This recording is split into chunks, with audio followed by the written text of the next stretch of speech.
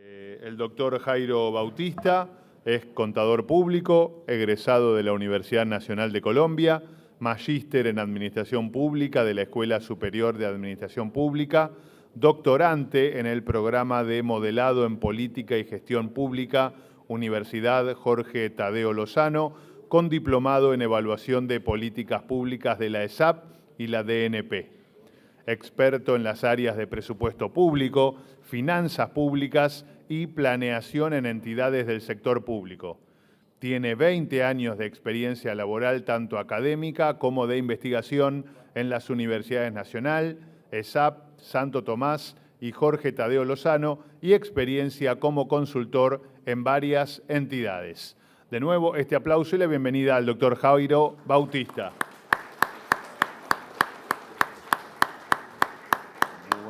Muchísimas gracias por la invitación, es un honor para mí estar en este panel.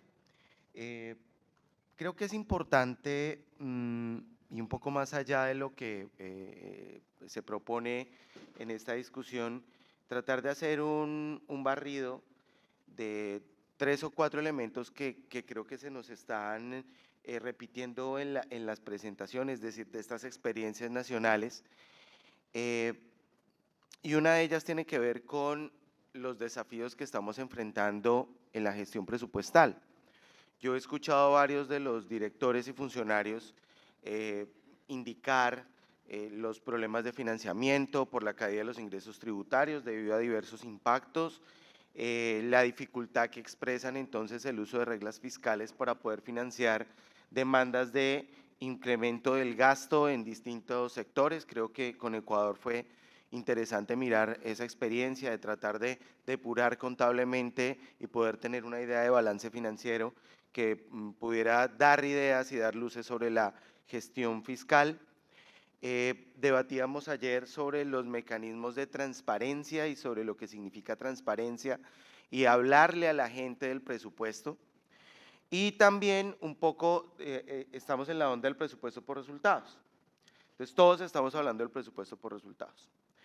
Yo creo que el caso de la experiencia colombiana, voy a arrancar, y si me ayudan con la siguiente diapositiva, un poco tiene que ver que tú puedes tener muchas herramientas, pero muchas veces esas herramientas sucede un poco como con los niños caprichosos que te hacen comprar un carro, un juguete y luego no lo usan. Y esa es un poco la preocupación que nosotros tenemos en la dirección, ¿sí? Sobre todo porque en la vida de quienes estamos en esta tarea del presupuesto, los paradigmas absolutos no existen, o por lo menos esa es la experiencia nuestra, ¿sí? Digamos que lo que llega al presupuesto por resultados tiene que moverse sobre visiones más tradicionales del presupuesto. De hecho, cuando nosotros vamos al Congreso, cuando presentamos el presupuesto este año al Congreso, que tuve esa primera experiencia, el Congreso, cuando uno le habla de programas presupuestales, ellos dicen, sí, bonito, pero dígame cuánto es funcionamiento, inversión y deuda. O sea, que hay un público que aunque tú tengas la herramienta presupuestal, no toma decisiones basado en programas. Entonces, todavía existe un margen muy grande, por lo menos en el caso nuestro, para que esas distintas herramientas, presupuestos por resultados, marcadores presupuestales, donde también tenemos una experiencia más bien agridulce, porque si bien tenemos marcadores presupuestados relativamente consolidados en temas de género, no tenemos un público que esté utilizando ese trazador de una manera intensiva para agendar decisiones. Entonces, insisto, es como un juguete desperdiciado. El trazador de paz, que en Colombia es supremamente importante, por lo que casi todos ustedes conocen, ha sido el conflicto histórico del país, pero además el cumplimiento de los acuerdos de paz con los grupos desmovilizados en armas, pues también tiene un nivel de incidencia, pero su capacidad de entrar a la discusión del debate sobre el presupuesto y la asignación de recursos para cumplir con el acuerdo de paz ha sido bastante voluble. Y a pesar de eso tenemos demandas de crear nuevos trazadores, porque pues el trazador es una cosa que todo el mundo quiere tener. No sabemos muy bien para qué, pero todos quieren tenerla. La pregunta que yo hago es, ¿cuál es la relación costo-beneficio? Y permítanme un poco salir aquí de la discusión financiera o economicista, pero es la relación de para qué hacemos un trazador o para qué nos vamos a presupuesto por programas cuando no tenemos un modelo o un sistema de decisiones que lo usen de manera rotunda. O más bien, ¿cuál es el camino que tenemos que construir para que estas herramientas sean utilizadas y por tanto su costo-beneficio sea positivo? Porque digamos que nosotros hemos contado en Colombia con la permanente ayuda de entidades multilaterales que en distintos ejercicios nos han ayudado no solamente con el presupuesto orientado a resultados o el programático, sino también con otras herramientas como por ejemplo la consolidación del catálogo COFOC para digamos un poco la muestra del ejercicio funcional. Y a pesar de que esas ayudas han sido invaluables, yo sigo sintiendo hoy que en Colombia no tenemos discusiones profundas sobre el uso de los recursos presupuestales y además tampoco discusiones de futuro. Ayer hablábamos del tema de cambio climático. El cambio climático todavía no está incluido en nuestras preocupaciones presupuestales, a pesar que las consecuencias del cambio climático ya las estamos viviendo. Las discusiones intergeneracionales, por ejemplo, cuando nosotros vamos al programático, encontramos en qué es lo que más gasta el país, pues el presupuesto público. Y, oh sorpresa, en lo que más gastamos es en pensiones. Y entonces las pensiones son un problema del futuro, ¿sí? Y ese alertamiento, es decir, el incremento del gasto en pensiones en los últimos años ha sido dramático.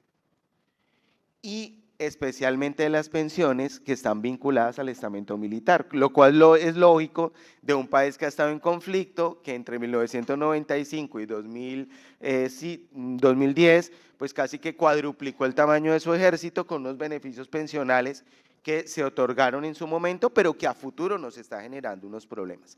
Entonces yo creo que hay una discusión muy importante que creo que Colombia tiene y es cómo empezamos a asumir estas herramientas para alimentar un debate sobre las prioridades del presupuesto. Entonces creo que ahí es más allá una duda mía, ¿cierto?, que en realidad pues ofrecer el camino que creo que es el mismo camino que hemos recorrido todos, ya todos estamos en presupuestos orientados a resultados, ¿y ahora qué? ¿Sí? ¿Qué vamos a hacer con esto? El segundo elemento sobre el cual yo quisiera señalar, miramos, pues digamos que esto está ahí, es la discusión eterna sobre unos ministerios, porque esto es un poco, creo que la vida de todos, lo más, digamos que cuando yo asumí la dirección de presupuesto, alguien me dijo, usted tiene que ponerse aquí la cara del villano. Usted siempre va a ser el malo del paseo, ¿sí? Porque todos quieren más plata y usted tiene que decir no, ¿sí? El peor director de presupuesto es el que dice sí, es el que te va a llevar una crisis fiscal. Entonces uno tiene que poner cara de bravo, cara de malo. Hoy pude volver a sonreír en estos espacios, porque efectivamente la restricción presupuestal es real.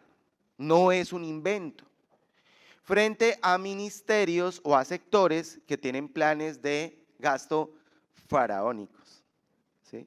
Entonces, en las programaciones presupuestales nosotros vemos necesidades de gasto. Mi mamá tiene una expresión muy bonita que siempre me enseñó, me dice, mijo, ¿a usted le pasa lo que le pasaba a usted cuando era pequeño? Que cuando quería un plato de comida usted tenía el ojo más grande que la barriga. Es decir, quería más de lo que realmente podías utilizar. Y en efecto, lo que estamos viendo de manera consistente, incluso en la práctica presupuestal, es que las entidades tienen debilidades estructurales en sus sistemas de planificación, proponen metas que no están conectadas con el presupuesto orientado a resultados, no están conectadas tampoco con el plan de desarrollo, y entonces piden una cifra cuantitativa, y esa cifra cuantitativa usualmente viene impulsada por una tendencia histórica, ¿no? Si el año pasado me dieron 100, pues es lógico que este año me tienen que dar 120, ¿sí? Y si no se les da 120, entonces pues medio país se para, según ellos, ¿no? Nunca ha parado todavía. Entonces ahí hay un debate no solamente técnico, sino también de economía política del presupuesto. Y ahorita les voy a mostrar un poco cómo ese debate casi que está aniquilado, porque no sé lo que sucede en el resto de países, esto sería muy interesante, digamos, discutirlo, pero básicamente la programación presupuestal nuestra es sencilla, porque es básicamente siga 3 o 4 leyes, decía un exministro de Hacienda, gire 3 o 4 cheques y ya con eso usted resolvió el problema. O sea, la inercialidad y la estructuralidad de las demandas de gasto, algunas de ellas incluso sometidas en órdenes constitucionales que empiezan a hacernos una especie de fractura que, digamos, es difícil resolver. O sea, cuando tú tienes un mandato constitucional por aumentar el gasto y al otro lado hay otro mandato constitucional por cumplir una regla fiscal y al otro lado te dice que ambas cosas deben ser compatibles, la una te empuja y la otra te deprime, pues tú terminas aplastado. Entonces terminas incumpliéndole a alguien, ¿sí? Y en un país con profundas necesidades de gasto, ese incumplirle a alguien es bien complicado y bien peligroso. Entre otras cosas porque hemos elevado un debate, yo escuchaba esta mañana hablar de la práctica de las vigencias futuras del presupuesto, una vaina exótica que tengo entendido solo tenemos en Colombia, y es que yo tomo desde hoy decisiones intertemporales sobre presupuestos de hasta 20 y 30 años. O sea, le estoy congelando a los gobiernos del futuro su capacidad de decisión. Ahora, eso, digamos, al gobierno de turno no le gusta mucho, ¿cierto?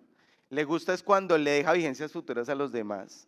Y el de adelante dice, uy, pero ¿cómo así? Me dejaron esa vigencia futura, me dejaron el presupuesto amarrado y yo no puedo hacer mi plan de gobierno. Entonces, las vigencias futuras tienen ventajas en la medida en que te permiten tener visiones intertemporales del gasto, o sea, te permiten ver el gasto en el largo plazo, y esto para los proyectos de inversión es clave. A propósito del debate de esta mañana sobre la inversión, es que yo sí creo que uno de los grandes problemas es que tenemos déficit fuertes en la comprensión del ciclo de inversión, ¿sí? Entonces decimos, el proyecto de inversión es construir una carretera o construir una escuela, y luego entonces, y los profesores, ¿y la operación de la escuela no la incluiste en la inversión? No, porque eso es funcionamiento. Pero eso es un reparo contable y no un reparo del proyecto. El proyecto tiene que programarse integralmente. Entonces ahí tenemos otro vacío que obviamente Colombia no lo ha resuelto tampoco, pero que creo que en el ejercicio de la modernización de nuestro sistema financiero estamos en vía de resolverlo. Ahora, digamos, para no entrar y ya rematar, un tercer elemento, el que tiene que ver con la información presupuestal, donde nos debatimos no solo en un dilema, sino en el lema, es decir, en múltiples contradicciones en el tema. En el Ministerio de Hacienda en Colombia, yo tenía una perspectiva de que toda la gente sabía de presupuesto. Y resulta que cuando llegué, presupuesto era una oficina de marfil, allá alejada de todos, donde hacen cosas rarísimas, ¿sí? Y eso, deben cocinar pócimas mágicas porque nadie sabe de presupuesto, ¿sí? Entonces uno empieza a entender la discusión y todos dicen, no, es que el presupuesto es rarísimo, o sea, nadie le habla del presupuesto dentro del mismo o dentro de la misma estructura del Ministerio de Hacienda. Y yo decía, ve, esto tan raro que yo suponía que esto era normal. Si eso es así, imagínense hablarle a la ciudadanía, que tiene otras formas de entender una realidad. Yo creo que ayer escuché una frase muy interesante, es que nosotros no le hemos preguntado a la ciudadanía como qué le interesa. 2, los ciudadanos todos son distintos, ¿sí? O sea, hay una ciudadanía interesada en el tema, más o menos ciertos tipos de organizaciones que hacen seguimiento y veeduría del presupuesto, el Congreso, en el Congreso no todo el mundo entiende el presupuesto igual. De hecho, yo me he encontrado con la sorpresa de que en las comisiones económicas que tratan el tema del presupuesto, más o menos el 60% de los congresistas no saben leer el presupuesto. Y yo creo que es un público al que hay que producirle una información para que tome decisiones lo más informadas posibles. Entonces, la ciudadanía no es un abstracto, es concreta, tiene intereses, tiene capacidades y nosotros deberíamos estar pensando en esa forma de llevar esas capacidades. Yo me encuentro, por ejemplo, que Colombia tiene, como todos ustedes, un portal de transparencia divino. bueno, con mejoras, lo que ustedes quieran. ¿Saben cuántos lo usan? ¿Saben cuál es el tráfico de ese portal de transparencia? Y entonces yo digo, ¿y para qué nos metemos una inversión gigante en pesos si nosotros no somos capaces de intentar? Y pues no es que esto sea lo mejor, pero nuestras presentaciones del presupuesto ahora buscan ser mucho más gráficas, buscar que haya un mejor entendimiento de los temas, buscar esto, por ejemplo, quería expresar el equilibrio presupuestal que antes se hacía en una gráfica horrible de fuentes y usos que no lo entendía a nadie, pero aquí hicimos una cuestión un poquito más artística, si me lo permiten, y encontramos un muy buen recibo, así como empezar a entender el presupuesto de otras maneras, como por ejemplo mostrarle al Congreso las inflexibilidades. O sea, citábamos al Congreso y decir, bueno, ¿y qué vamos a mover? Pues la verdad no hay mucho para mover. Sí, es decir, la mayor parte de lo que ustedes ven en colores, pues es el presupuesto inflexible, pero era un poco tratar de hablar, y estos mensajes se volvieron incluso parte de las narrativas ministeriales, parte de las narrativas presidenciales y parte de las narrativas de los medios de comunicación. De hecho, estas dos gráficas se volvieron muy famosas, no sabía por qué, pero no las terminaron hasta robando. Una congresista dijo que eso lo había hecho ella, y yo, bueno, no importa, no te preocupes, no tenemos derechos de autor en el tema. Pero la discusión es cómo a través de un ejercicio gráfico yo podía incrementar el nivel de comprensión del presupuesto público. Y también creo que nos falta una discusión muy poderosa que todavía no hemos asumido, y pues obviamente nosotros tampoco, y es que si el presupuesto requiere ser comunicado, nuestras discusiones no pueden ser solamente técnicas, ni pueden ser solamente de métodos cuantitativos, ni de análisis contable, sino que tenemos que entrar de frente en la era de la discusión de las comunicaciones. Al ciudadano hay que buscarlo donde está. Y un poco el ejercicio que nos muestran las mejores prácticas es que uno no crea un portal y espera que el ciudadano vaya y busque la información, por más lindo que esté tu visualizador de datos, por más divino que esté.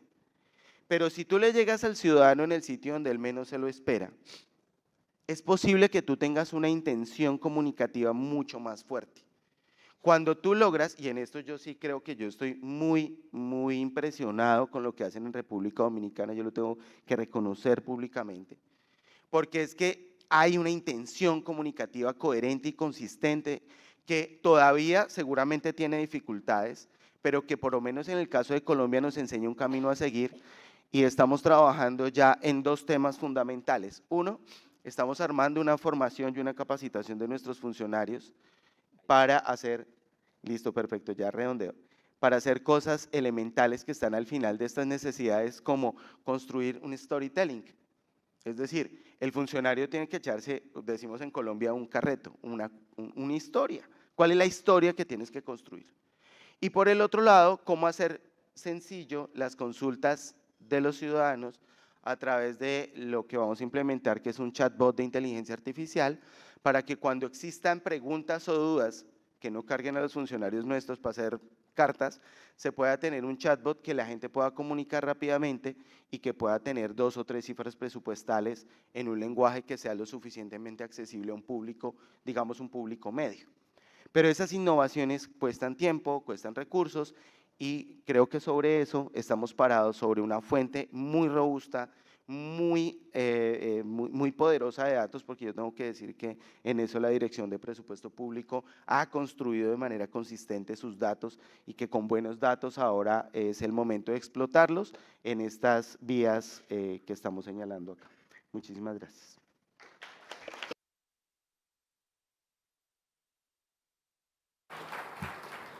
Gracias, Jairo. Nosotros continuamos en este panel con Cristian Valverde. Cristian es licenciado en Administración Pública de la Universidad de Costa Rica y máster en Gestión y Políticas Públicas de la Universidad de Chile.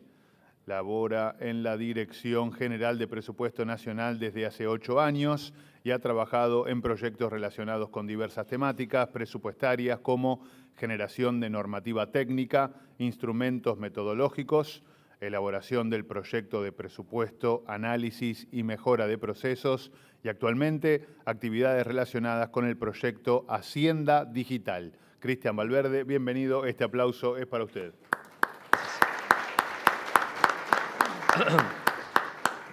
Bueno, buenas tardes. Muchas gracias a la Asociación Internacional de Presupuesto Público por la organización de esta actividad y a los colegas argentinos y argentinas por recibirnos acá en esta bella ciudad. Bueno, yo traigo un tema de esos que son recurrentes, que lo hemos visto todos, que probablemente aquí todos hemos tenido nuestras guerras en los países para trabajarlo. En la mañana hablaba don Roberto, que es un tema que ya tiene su historia, son bastantes años de que las administraciones públicas están trabajando con esto. Sin embargo, yo creo que eso como país seguimos teniendo pues guerras en la implementación, en lo que va surgiendo con el día a día, en resolver los problemas, las consultas, las diversas situaciones que surgen en el contexto que tienen que ir a reflejarse en un presupuesto y que tenemos una dificultad permanente. Al final el presupuesto como instrumento político es un documento vivo. Nunca vamos a terminar este ciclo, vamos a estar eternamente aquí tomando decisiones en uno u otro lado y es un poco lo que quiero hablar un poco aquí en cuanto a la implementación y algunos ejercicios que estamos haciendo en Costa Rica, no como una buena práctica, sino más como una experiencia y a contar un poco hacia dónde vamos, pegarlo un poco en un bonus track con el tema de Hacienda Digital y conversar un poco y abrir tal vez el tema para posteriormente. Entonces, primero, bueno, algunas cuestiones conceptuales iniciales, partimos de pensar la gestión para resultados como algo que impacta en todas las actividades del proceso presupuestario. O sea, definitivamente necesitamos que esto empiece en la planificación, que empiece desde la planificación y se pueda ir desagregando en todas las actividades, porque al final es la única forma de que conectemos lo que hablaba, por ejemplo, aquí don Jairo, la realidad de las necesidades de la gente con este instrumento y con la política pública en general. Entonces, esto, cuando hablamos de resultados, de qué queremos hablar para poder sentarnos con las instituciones y con la gente a desarrollar sobre esto, porque al final creo que para definir los resultados tenemos que teorizar bastante sobre qué es lo que queremos como país. Entonces, primero a nivel conceptual, bueno, es un cambio en las condiciones, un mejoramiento evidentemente en las condiciones de la ciudadanía, y tenemos áreas infinitas. El presupuesto, los recursos de presupuesto son finitos, pero las tareas por hacer son muy grandes. Entonces acá tenemos que preguntarnos qué es lo que queremos, para quién, para qué grupo, para qué sector, definir cuánto podemos. Los recursos son limitados, tenemos que definir cuánto podemos y cuándo. El factor temporal es sumamente relevante en este ejercicio. Entonces, es un poco lo que tenemos que tener en consideración para poder implementar esto. Esto que les voy a contar inicialmente es para poder explicarles posteriormente el ejercicio que hicimos con las entidades, que basa un poco no, o todo en esta parte teórica. Hablamos de 3 grandes objetivos acá, desde el punto de vista de la implementación de la gestión para resultados. El enfoque en los resultados por parte de los funcionarios públicos, de las administraciones públicas, buscando una gestión pública orientada y ordenada hacia algo previamente definido y debidamente estudiado, porque sabemos que en diversos escenarios, en diversas entidades podemos estar trabajando arduamente, pero si no tenemos claridad en el punto hacia el que vamos, esto pues es un problema, por más técnicamente bello que esté, como decía Jairo, ahí hay un tema por trabajar. Luego está el ejercicio de mejorar la eficiencia a partir de la evidencia, que esto es muy importante. Lo comentaban temprano cuando decían utilizar la información que se genera en el ciclo presupuestario para tomar decisiones. Esto es sumamente relevante. Y por último, lo que no debería ser una moda, pero quizás creo que hoy se habla más de transparencia y rendición de cuentas que hace unos años, y creo que esto debería ser uno de los pilares fundamentales de la gestión pública, y lo es, creo yo, y entonces hoy lo vemos reflejado en todas estas metodologías. Algunas particularidades que creo que durante las 2 jornadas que llevamos se han ido presentando y lo han ido comentando los compañeros en los diversos temas, como en todo se repite. El gobierno tiene multiplicidad de objetivos, hay una dificultad para definir la prioridad, entonces hay que tener ejercicios de priorización de lo que queremos hacer muy claros. La gerencia responde a la presidencia y a la ciudadanía. somos políticos de una u otra forma, como entidad pública, tenemos que responder a esto, y eso, aunque a veces a los técnicos no nos agrada, pues tenemos que procesarlo, incorporar nuestros procesos, entenderlo y jugar con ello, como decimos. Luego aquí tenemos cuestiones relacionadas con las dificultades que se presentan para la medición del desempeño y para la medición de resultados, de la consecución de resultados que no son de una entidad.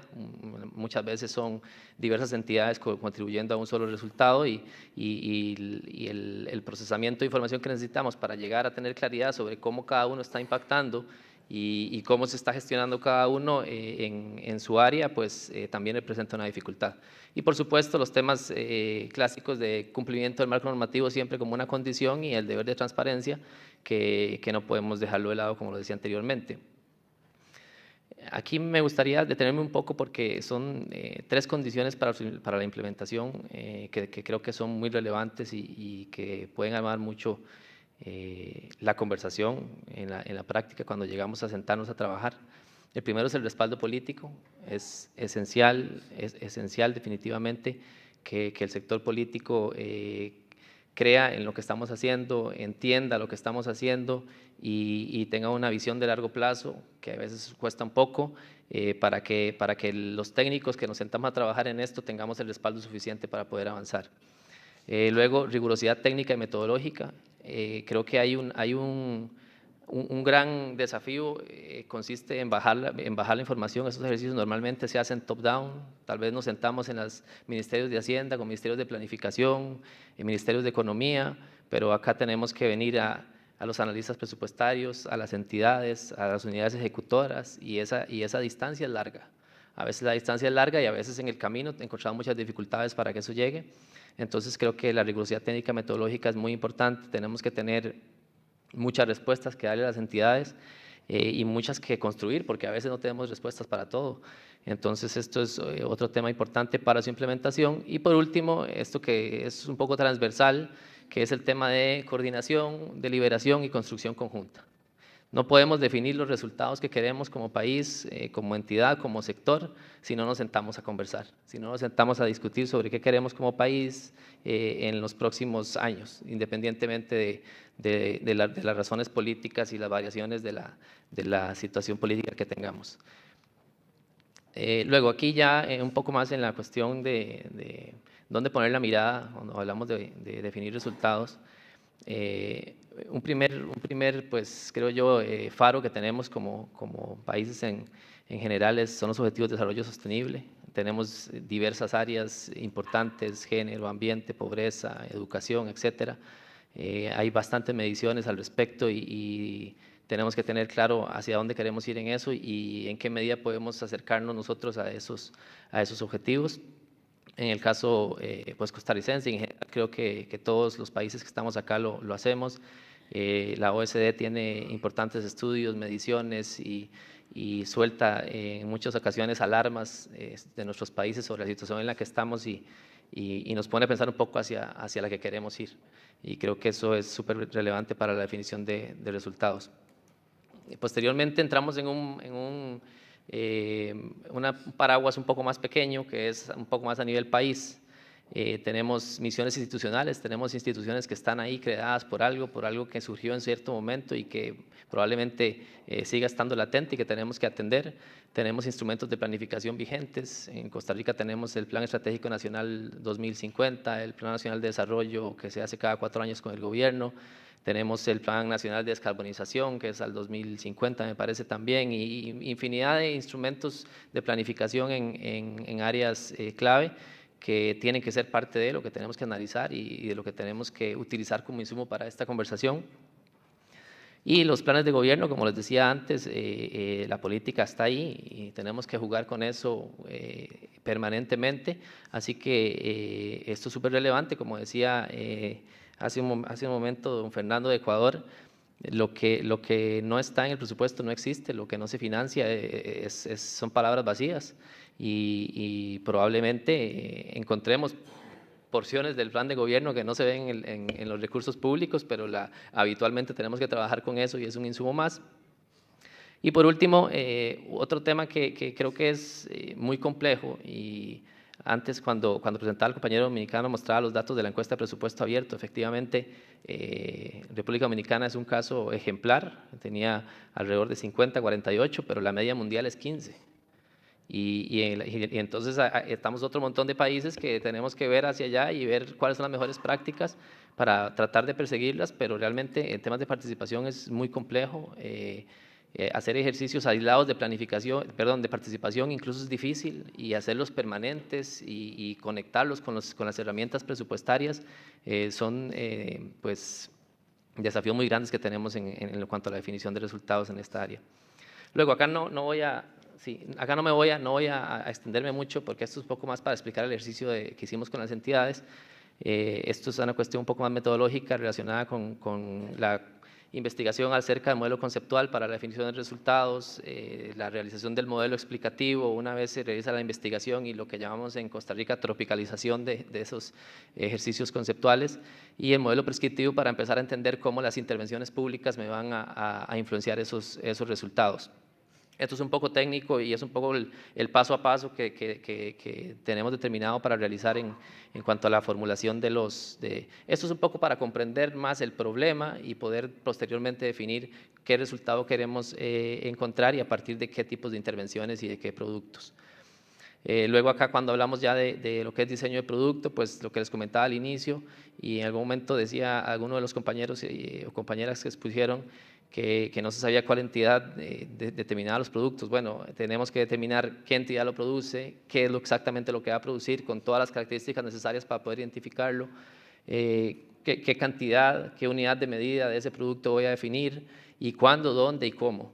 Porque en realidad la configuración de un producto en este ejercicio de gestión para resultados es sumamente compleja y técnica, y muchas veces tenemos las guías metodológicas realizadas, pero llevar esto a la práctica en la cantidad de entidades que forman el sector público y en cada oficina ejecutora del sector público, pues resulta un reto muy importante, y creo que también por eso queríamos hablar un poco de esto, porque a veces cuando decimos, no, ya tenemos la guía metodológica, pensamos que esto ya está implementado y que ya lo dimos por sentado, y lamentablemente esa no es la realidad de las instituciones. Basta con acercarse un poco y nos damos cuenta que hay muchas deficiencias donde somos responsables todos, todo el sistema, los entes rectores y todos los que participamos en los procesos.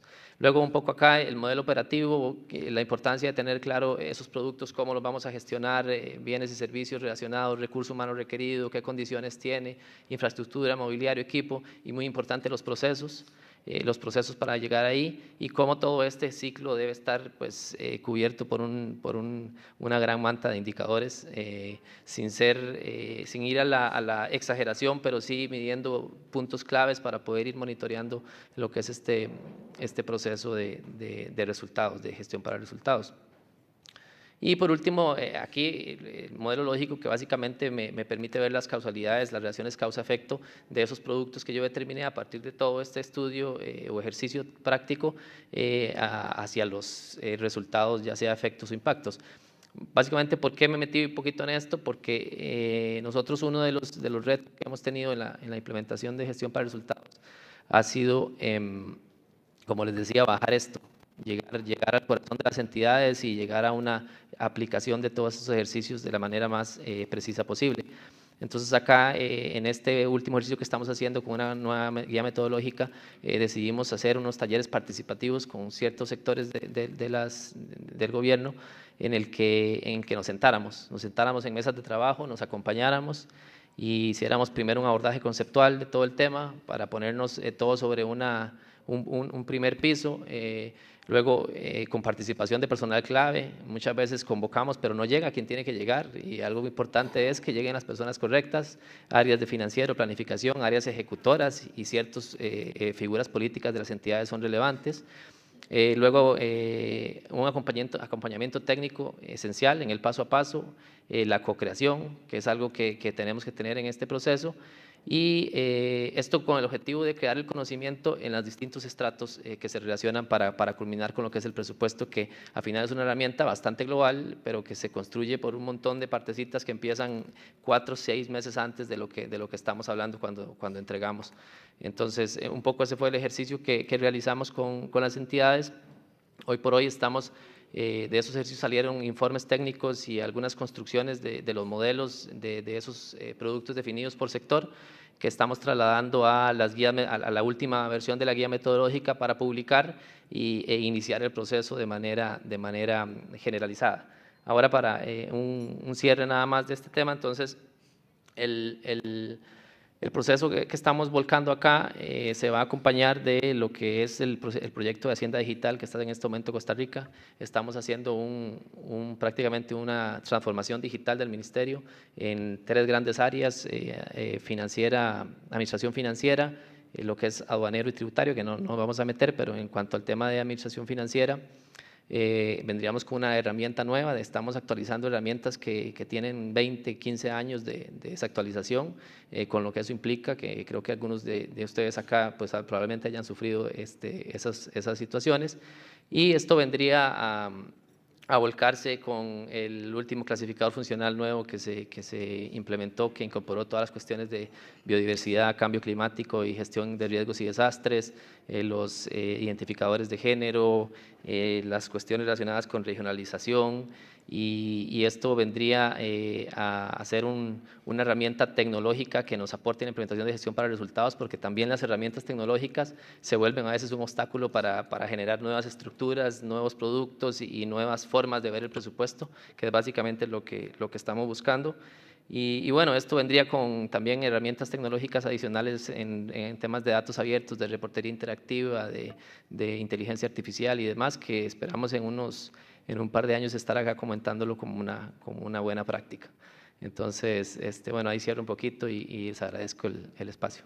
Muchas gracias. Muchas gracias.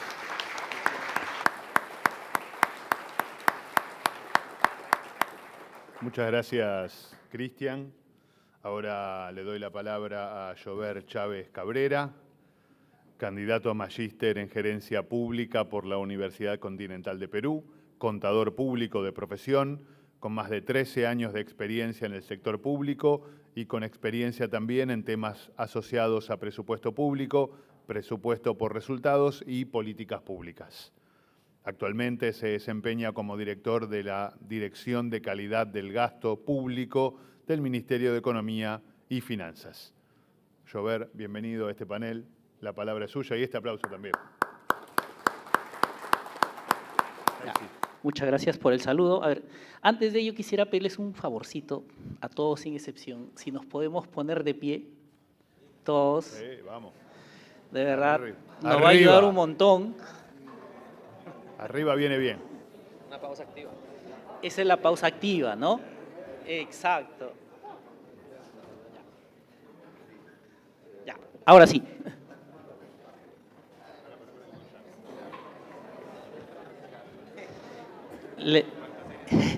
Les dije esto porque no es lo mismo estar acá que estar allí. Cuando uno está allí, pues dice, ¿qué tanto hablan?, ¿no?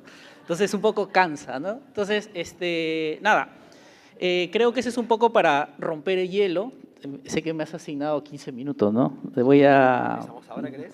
Sí, creo que voy a poner Ponemos música, si no, también. El cronómetro, porque quiero ser un minuto por cada lámina, ¿sí?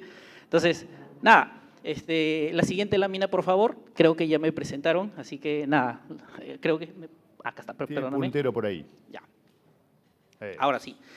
A ver, lo que dijo Cristian me permite, digamos, todo ese marco conceptual trasladarlo un poco a lo que nosotros estamos haciendo. Entonces, nosotros, digamos, continuamos con la reforma del presupuesto por resultados. Creo que ya históricamente, por lo que dijo Roberto, por lo que dijo Cristian y todos los que me antecedieron, incluso el día de ayer cuando conversábamos, sabemos que el presupuesto por resultados tiene 4 instrumentos fundamentales, de los cuales creo que ya hay amplios conceptos en realidad que ya los tenemos interiorizados y que por el cual simplemente lo dejo ahí un poco para que ustedes lo puedan visualizar.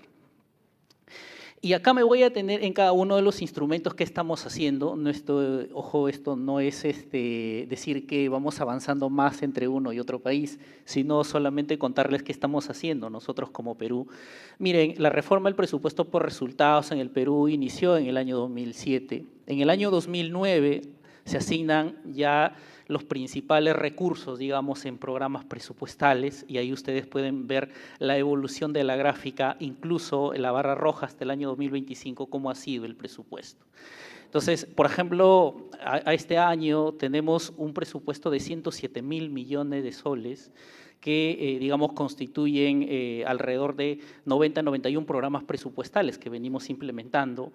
Los programas presupuestales tienen una participación de los diferentes sectores del gobierno nacional y muchos de ellos también tienen, nosotros lo llamamos en Perú, articulación territorial, es decir, participación de los gobiernos subnacionales.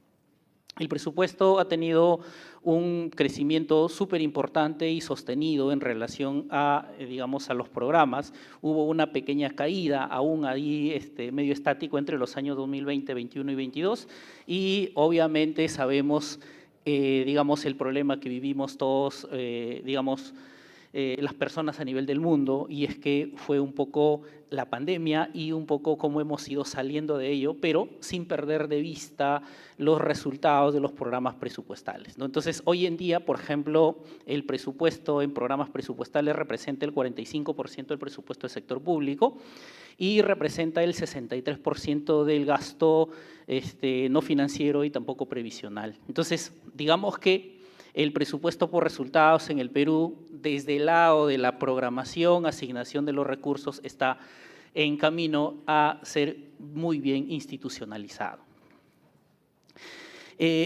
Como parte, digamos, de todo el ejercicio que le damos mucha fuerza para que continúe en ese proceso de ser institucionalizado, es de que previo al ejercicio a las discusiones de la programación y formulación del presupuesto, es que desde la Dirección General de Presupuesto Público llevamos a cabo reuniones de sustentación, lo llamamos de desempeño y logro resultados. Es decir, para el año 2025, en los meses de mayo y junio, hemos tenido reuniones con los sectores como Ministerio de Educación, con Salud, con Transportes, con Desarrollo, Inclusión Social, que justamente estos 4 sectores son súper importantes en términos de asignación de recursos, y sobre esas reuniones se han planteado algunos hitos fundamentales en términos de cómo ha evolucionado tu presupuesto, cuáles son los indicadores, cómo ha venido el desempeño en el año 2023, cómo estás avanzando en el 2024, cuáles son las metas proyectadas que tienes en el año 2024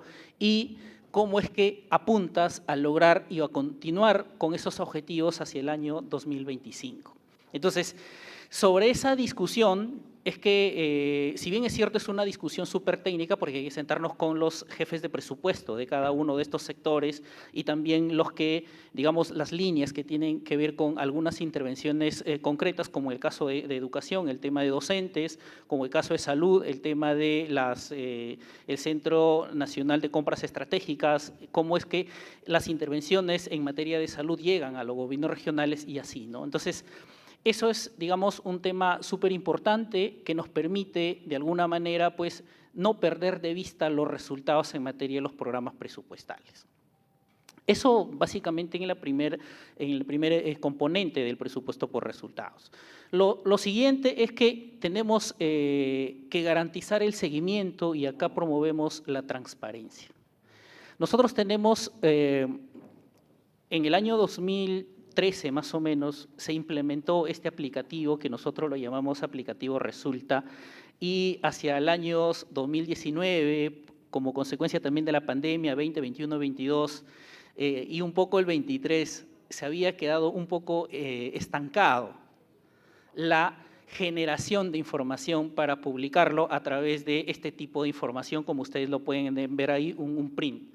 Entonces, a partir de cierre 23, este año 24, estamos relanzando, porque lo que nos interesa mirar allí no solamente es cómo va el presupuesto que tienes en tal o cual programa presupuestal, cómo ese presupuesto se relaciona con los indicadores que tienes que dar cuenta y que, producto de la asignación de los recursos, has tenido algún comportamiento, sea hacia la baja o sea hacia el incremento.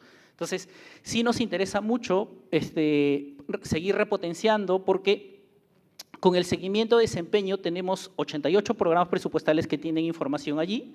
Tenemos 257 indicadores de resultados, tenemos 637 indicadores de productos. Sin embargo, ustedes dirán, oh, pero ¿cómo es que se puede hacer seguimiento a tanta cantidad de indicadores? Entonces, justamente esta herramienta nace para que cada uno de los sectores puedan disponer de información y sean ellos que al entrar al aplicativo puedan hacer una especie de autoevaluación, una especie de seguimiento a la interna que les permita mirar cómo va la evolución de las intervenciones en materia de los programas presupuestales. Adicionalmente a ello, y esto ya lo tenemos en la ley de presupuesto, el año 2024 y también para el año 2025. Nosotros en Perú tenemos una encuesta llamada ENAPRES, la encuesta nacional de los programas presupuestales, que recoge todos los indicadores de todos los programas presupuestales, claro, priorizados a nivel de resultado, obviamente. Y esta información que nos brinda esta encuesta no tiene una inferencia a nivel de municipios, a nivel de distritos, es decir, mirar cómo es que un gobierno regional, cómo es que un gobierno local está interviniendo en materia de los programas presupuestales. Entonces, el año 2023 hacia el 24 hemos incorporado una nueva encuesta. Es una encuesta propia de la Dirección General de Presupuesto Público, porque la ENAPRES lo desarrolla, si bien es cierto, hay una coordinación muy fuerte, pero esta es desarrollada principalmente por el Instituto Nacional de Estadística e Informática, que es el ente rector del sistema estadístico en el Perú. Entonces, nosotros hemos incorporado una encuesta, la llamamos la ENCAL, encuesta de seguimiento de la calidad de gasto. Y allí tratamos de incorporar algunos indicadores claves de intervenciones relevantes, como por ejemplo el tema de inseguridad ciudadana, el tema de intervenciones en anemia, pacientes en las instituciones prestadoras de salud, del Ministerio de Salud, de los gobiernos regionales, visitas domiciliarias, que también está a cargo del MINSA, las instituciones educativas de educación básica regular, a cargo del Ministerio de Educación. Entonces, esta encuesta nos da información con inferencia más aterrizada en el territorio, información distrital, ¿no? Y esto es súper importante porque sobre esta tomamos decisiones de asignación estricta de recursos hacia intervenciones específicas, que lo vamos a ver un poquito más adelante en algunas de ellas, ¿no? Otro punto importante es que el año pasado, y con énfasis este año, se institucionalizó el MEFLAB, un laboratorio de políticas públicas, un poco replicando la experiencia de Chile, y este laboratorio tiene que ver, justo lo comentaba ayer, un poco con desarrollar evaluaciones rigurosas, evaluaciones que básicamente están apuntando a experimentales y cuasi experimentales, en los cuales nos permita en el mediano y largo plazo tomar decisiones bien fuertes de alguna manera en ciertas intervenciones, ¿no? Y sobre eso, por ejemplo, tenemos una evaluación experimental que estamos en desarrollo, que se llama soporte psicológico. Me hubiese gustado tener un poco más de espacio para poder comentarles de esta evaluación, pero aquí básicamente es que buscamos fortalecer las competencias de la comunidad educativa para prevenir la violencia en el entorno escolar, ¿no? Entonces, ese es un poco a donde apuntamos con esta evaluación experimental como parte de MEFLAB. Sí. Adicionalmente, y esto es un tema que para nosotros finalmente es un reto, estamos caminando ahí a evaluaciones rigurosas y como parte de ellas ya también ayer se ha hablado, hemos escuchado la experiencia de Brasil, la experiencia de Chile, un poco en las revisiones de gasto. Nosotros estamos apuntando también ahí y ahí solamente podrán ver un poquito cómo hemos avanzado. Hubo un primer esfuerzo en el año 2019 para algunos temas específicos, ¿no? Como seguridad ciudadana, saneamiento, agropecuaria, transportes, medio ambiente, turismo. En el año 2023-24 se han aprobado 2 revisiones de gasto, en lo cual los tenemos con una resolución directoral de la DGPP, y para el año 24-25 también hay 3 revisiones de gasto programadas. Entonces aquí igual el reto es que nos falta definir una metodología más estándar para poder trabajar estas revisiones de gasto. En materia de los incentivos presupuestarios, nada más comentarles, tenemos básicamente apoyo de la cooperación. Acá tenemos un tratado entre el Gobierno del Perú y el Consejo Federal Suizo, el cual tiene una vigencia de 4 años a partir del año 2023, para el financiamiento de 11.4 millones de francos suizos. Entonces, acá se ha establecido metas hacia un grupo pequeño de gobiernos locales y por el cual estamos haciendo seguimiento y monitoreo a las intervenciones de manera más rápida. Otro aspecto fundamental es que nos interesa mucho trabajar en acciones para mejorar la identidad de los niños a 0 y 3 años a través del RENIEC. Esto es sumamente importante porque necesitamos focalizar las intervenciones en primera infancia, las intervenciones en niñez, las intervenciones en adolescencia, pero si no tenemos, digamos, la población plenamente identificada y que cuenten con su DNI, no podemos desarrollar intervenciones. Y ahí básicamente esto ya lo hemos puesto año a año en la ley de presupuesto y por el cual se aplica un incentivo hacia el RENIEC, por el cual tiene que cumplir determinadas metas. También tenemos un incentivo presupuestario que está vinculado a las inversiones llamado REI, ¿no? Y acá hay entidades involucradas dentro del MEF, la Dirección General de Presupuesto Público y la Dirección General de Programación Multianual de Inversiones. Entonces, la Dirección General de Programación Multianual de Inversiones define los indicadores, define las metas, ¿sí? Para cada uno de los gobiernos regionales, para cada uno de los gobiernos locales, define también la fecha de cumplimiento, ¿sí?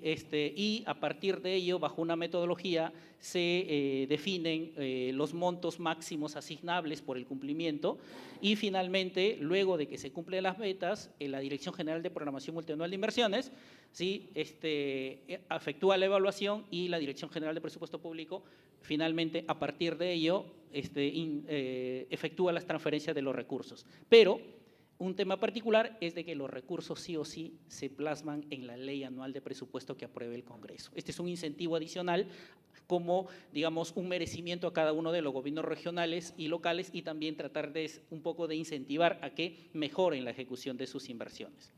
Obviamente, y ahí ustedes podrán mirar en las barras, no todo está bonito. Los niveles de ejecución, tanto de los gobiernos regionales como de los gobiernos locales, no es muy alto. Eso quiere decir de que hay algo que está faltando en el incentivo, ¿no? De repente la herramienta no está bien diseñada. Y para ello, ¿qué hemos hecho?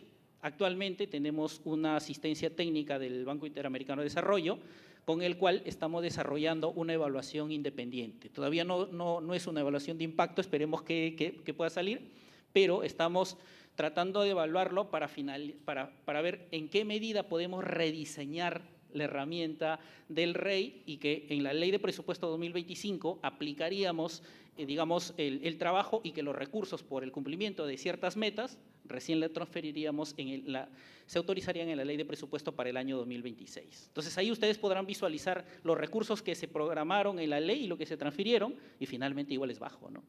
Entonces, sí, acá hay un reto bien fuerte en materia de incentivos en inversiones y sobre todo las herramientas que manejamos, ¿no? Y por ahí creo que voy a ir quedándome ya. Hay algunas otras intervenciones específicas, nosotros lo llamamos, que ya están en la ley de presupuesto. ¿Sí? Acá tenemos vigilancia sanitaria de la calidad del agua para consumo humano en hogares rurales. También es una iniciativa que lo hemos puesto recursos ya en la ley de presupuesto. Para el año 2025 en el proyecto de ley hemos puesto 31 millones, perdón, y que también va, digamos, vamos a trabajar directamente desde presupuesto público con los gobiernos regionales tratando de gatillar algunas metas. Lo mismo, en el caso de saneamiento rural, sabemos que la brecha de agua y sobre todo para consumo humano en el Perú es muy alta. Alrededor del 97% de la población todavía no dispone de agua para consumo humano. Entonces sí nos interesa mucho trabajar allí porque disponiendo de agua segura y apta para consumo, vamos a atacar varios problemas de fondo, ¿no? Entonces, sí nos interesa también los recursos ahí y son 2 artículos que están en la ley de presupuesto. Y finalmente, y ahí me quedo, es que también tenemos un reto fuerte por ya avanzar hacia dar un pasito más hacia la gestión por resultados, como bien lo decía Roberto en la mañana. Nosotros estamos tratando ya de incorporar en el reglamento de la nueva ley recientemente publicada de contrataciones del Estado y que esta ya recoge, por ejemplo, los enfoques de gestión por resultados y en el caso de los principios, el tema de sostenibilidad de las contrataciones, que son digamos, uno, en el caso del principio nos interesa mucho en el marco del presupuesto por resultados y obviamente la gestión por resultados también nos interesa fuertemente. Entonces, el otro sistema administrativo, de alguna manera, ya está pensando en esa lógica de resultados, lo cual nos interesa mucho y estamos trabajando en el reglamento y seguramente allí van a haber muchas intervenciones que favorecen la gestión por resultados, ¿no? Eso es todo. Muchas gracias por haberme escuchado en este tiempo.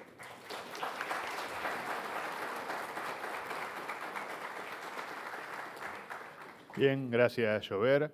Y ahora presentamos a Jorge Paredes, de profesión economista, graduado en la Universidad Nacional de Asunción, posee una maestría en finanzas y una especialización en gestión de proyectos de desarrollo, cuenta con una vasta experiencia en la gestión financiera pública. Ocupó diferentes cargos en el Ministerio de Economía y Finanzas, trabajó en la mejora de los procesos y la implementación de instrumentos con enfoques en el presupuesto por resultados en el Paraguay. Además, ejerce la docencia en varias universidades del país. Bienvenido, Jorge, este aplauso y damos la bienvenida nuevamente.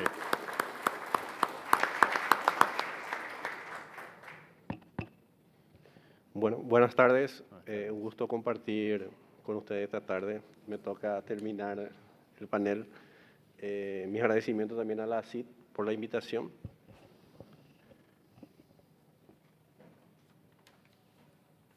Y quiero empezar subrayando la importancia que tiene la gestión presupuestaria, una gestión presupuestaria eficiente como herramienta que fortalece el desarrollo económico y social. Y cuando hablamos de gestión presupuestaria eficiente, hablamos de poner los recursos o de poner la plata en donde más se necesita. Y en ese marco hemos, y todos los países de Latinoamérica, creo que lo que estamos buscando es la eficiencia en nuestra gestión. Y en ese marco hemos implementado el presupuesto por resultado.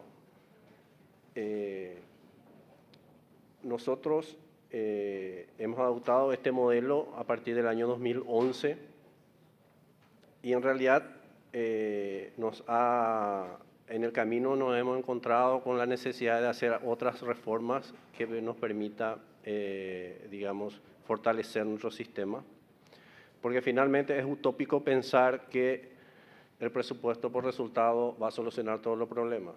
En realidad lo que nos permite la metodología es que reducir incertidumbres, permitir tomar decisiones informadas y estratégicas y por sobre todo establecer procesos que nos permitan obtener datos.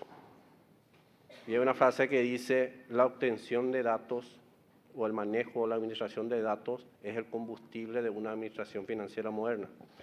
Entonces, en ese proceso estamos, como les dije, desde el año 2011. Nosotros hemos avanzado en la implementación del presupuesto por resultado a partir de ese año y ahí les quiero comentar algunos hitos que hemos tenido, digamos, de decisiones y de fortalecimiento de nuestro sistema a partir de esa implementación. En el año 2013 se promulga la Ley de Responsabilidad Fiscal, en donde se establecen las reglas fiscales del país. En el 2019 hemos diseñado una metodología, una guía metodológica que nos ha permitido tener una metodología que nos permite el diseño de los programas presupuestarios, ya apuntando hacia una visión de presupuesto por resultado. En el año 2020 se aprueba la Ley de Presupuesto por Resultado en el Paraguay. Si bien esa ley es, digamos, tiene articulados muy macro, en la reglamentación hemos establecido, digamos, y detallados los mecanismos e instrumentos específicos que requerimos para la implementación del presupuesto por resultado. En el año 2019 se hace una reforma tributaria de modernización y simplificación tributaria y por último en el año 2022 hemos obtenido, o sea, se ha promulgado una ley de reforma de suministro y compras públicas. Todo eso bajo la visión de que requerimos de una visión mucho más integral y no hablar solo de presupuesto por resultado, como dijo hoy a la mañana don Roberto, y hablar de gestión para resultados. Y eso implica varias reformas, ¿verdad? Ahí empezamos a hablar de institucionalidad, hablamos de gobernanza, hablamos de transparencia, hablamos de gestión interna o dentro de las propias instituciones públicas. Y en ese contexto hemos hecho estas reformas. También hemos realizado mediciones de desempeño, rendición de cuentas, evaluaciones. Y acá también cabe reconocer de que no hemos podido, digamos, trasladar esas mediciones de desempeño a las decisiones presupuestarias. Si bien lo usamos parcialmente, aún no tenemos, digamos, un sistema robusto en donde las decisiones presupuestarias tomen en cuenta estas mediciones que hemos realizado durante la implementación del presupuesto por resultados. También durante este proceso hemos realizado mediciones transversales en el presupuesto como género, clima, niñez y juventud. Y tenemos, digamos, los números estadísticos referentes a la participación del nivel de gasto destinado a estas cuestiones transversales. Sin embargo, creemos de que, y en el camino nos hemos dado cuenta de que no es suficiente, digamos, todo lo que implica implementar estos instrumentos, y hemos realizado algunas reformas, o nos vimos en la necesidad de hacer reformas, primeras institucionales, como la fusión del Ministerio de Hacienda, la Secretaría de Planificación y se ha creado el Ministerio de Economía y Finanzas. Eso como de manera a armonizar la política económica con la política financiera del Estado. También hemos fusionado la Secretaría de Tributación, que se encargaba de la recaudación de los tributos internos, con la aduana, y hemos creado una institución llamada DENIT, que es la Dirección Nacional de Ingresos Tributarios. También hay una reforma importante de la asunción de la Comisión Nacional de Valores por el BCP. Como les comenté anteriormente, también tenemos una reforma en suministro y compras públicas, en donde lo que se busca, así también como lo expresó el colega de Perú, tener una visión integral de las compras públicas. Y la visión integral es incluir, digamos, la planificación de las compras en el proceso presupuestario y por sobre todo en las justificaciones y decisiones presupuestarias.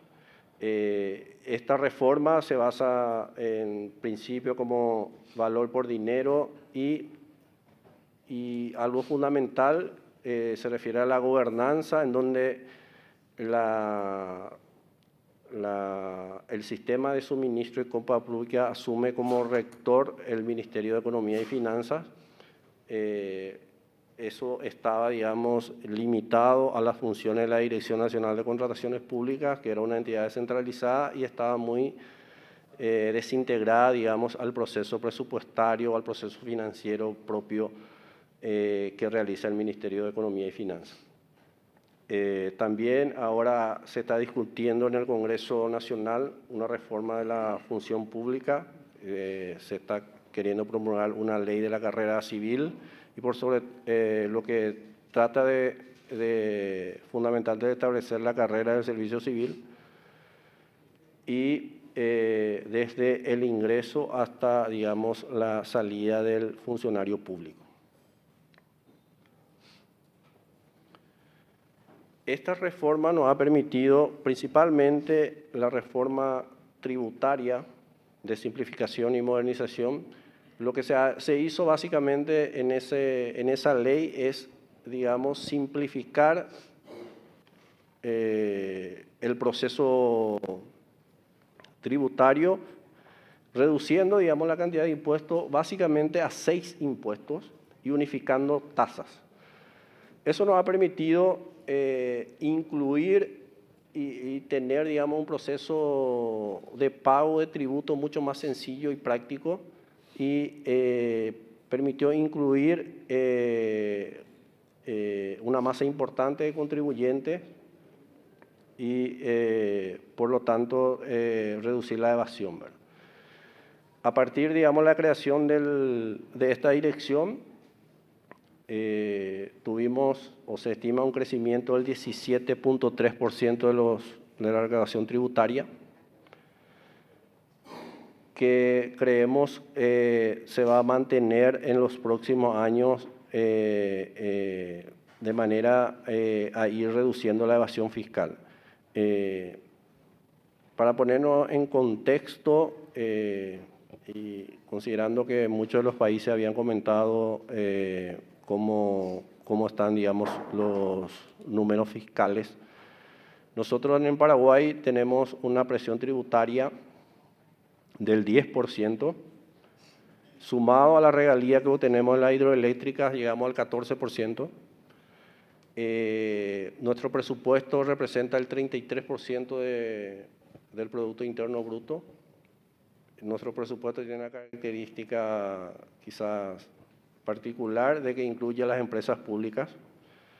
Ese presupuesto, el 36% se financia con recursos genuinos del Tesoro o la recaudación de tributos, 14% con préstamos y 51% con recursos institucionales, que básicamente son la producida por estas empresas públicas.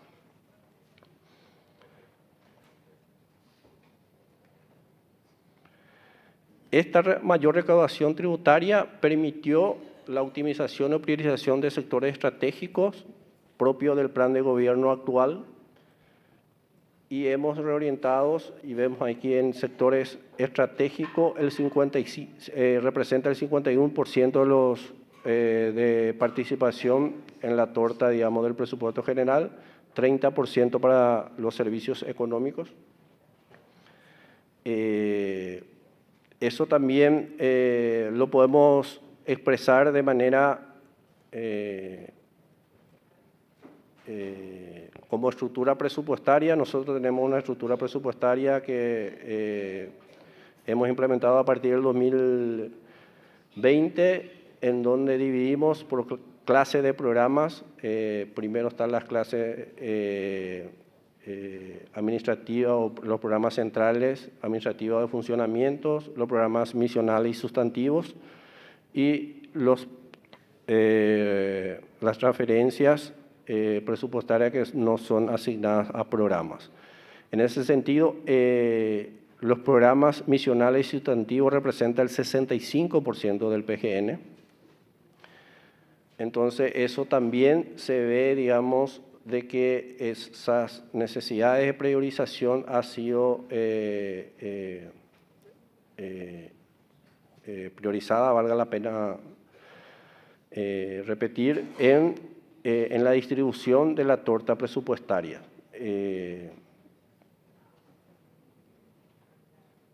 También estas prioridades de gobierno están alineadas al Plan Nacional de Desarrollo y al Objetivo de Desarrollo ODS.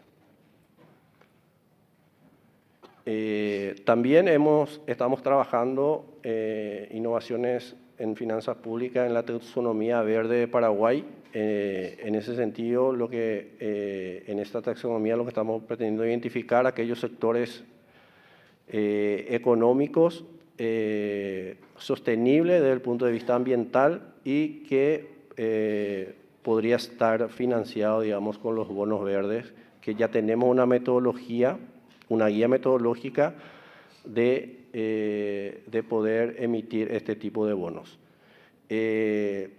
También hemos incorporado financiamiento a través de asociaciones públicas privadas Esto está también, hoy justamente el gobierno acaba de presentar al Congreso la modificación y actualización de esta ley. Esta asociación pública-privada fundamentalmente nos permitió financiar obras de gran infraestructura, principalmente una de las carreteras más importantes del país ha sido financiada a través de esta metodología. Y tenemos también alternativa de financiamiento a través de fondos específicos de desarrollo. Esto a través de lo que nosotros llamamos el Fondo Nacional de Alimentación Escolar. Hemos creado un fondo de las compensaciones por la venta de energía al Brasil, de la hidroeléctrica de Itaipú, tener un fondo destinado exclusivamente para el uso y financiamiento de la alimentación escolar. Y es un programa que se llama Hambre Cero en las escuelas y eso ha sido implementado a partir de agosto de este año. Finalmente, y por el tiempo, estamos nosotros en la implementación del presupuesto por resultado y hacer en la medida que nos permita, digamos, las situaciones políticas, técnicamente consolidando y buscando una gestión presupuestaria más eficiente y por sobre todo que los recursos se asignen a aquellos sectores más vulnerables y que esos recursos tengan el mayor retorno social posible. Muchas gracias.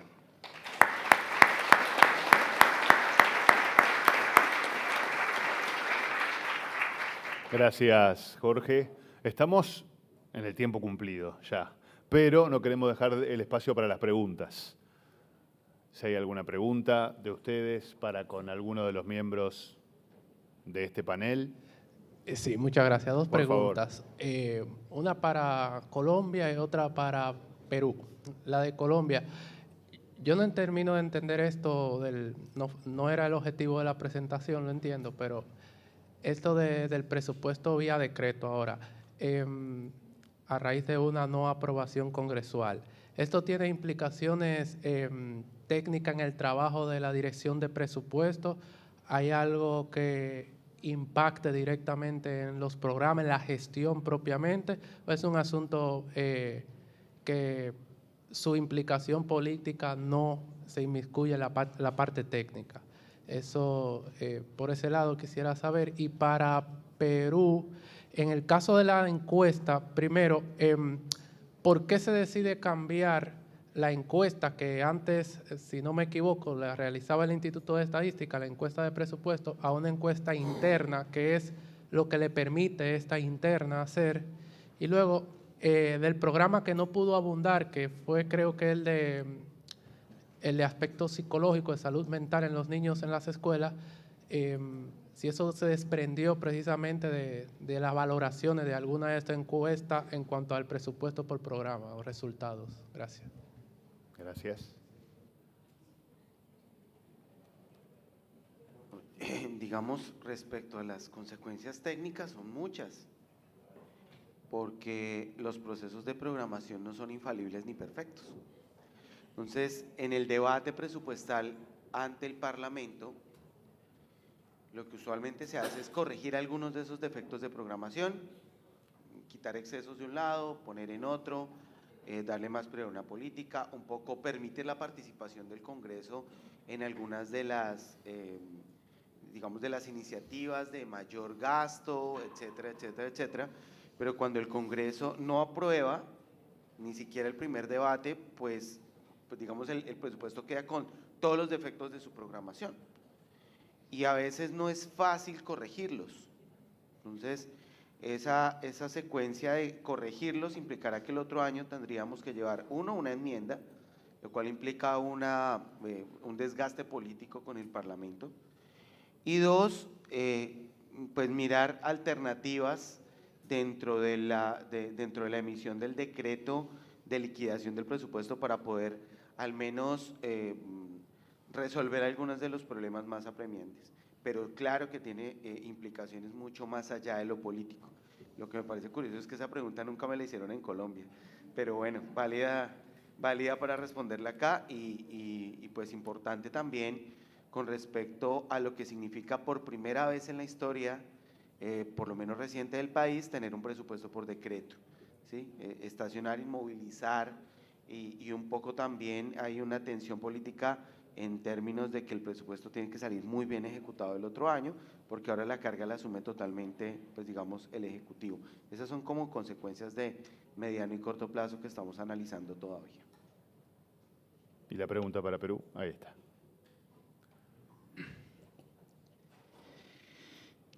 En relación a la primera, no hay una, digamos, dejar de lado una encuesta para incorporar la otra.